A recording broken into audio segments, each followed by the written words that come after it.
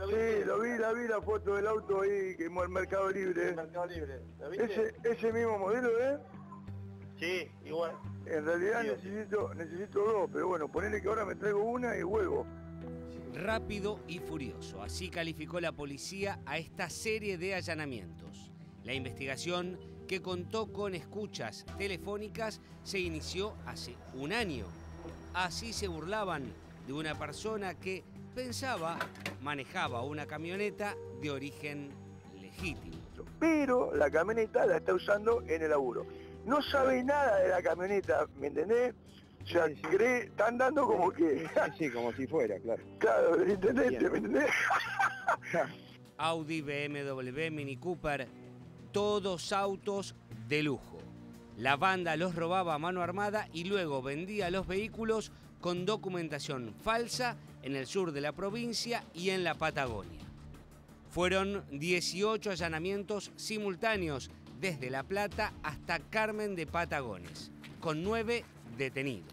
Juani lo mató a este auto, lo mató llevándolo a la casa de la madre. Le dije, ¿cómo le vas a llevar un auto a tu mamá que sabés que mañana se drogó y te lo mandó en cana el auto, tu vieja, loco? Le digo. Sí, boludo, es un tema. ¿Cómo se lo vas a ofrecer a tu mamá? A tu mamá, le digo. A la peor se lo ofreciste.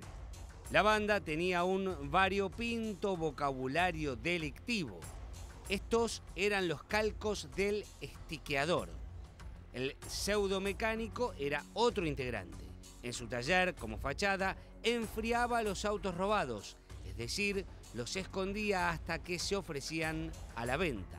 El cañero salía con armas de fuego a robar. El falso gestor tramitaba los papeles. Bueno, la tengo acá en La Plata. ¿Qué pasa con la Toyota? La Toyota se la di a un flaco acá de La Plata para que la use porque me prestó filo. Ellos lo que hacían es de un auto similar, sacaban todos los datos y hacían lo que son mellizos y los vendían en otros lugares del país o en el sur de la provincia de Buenos Aires.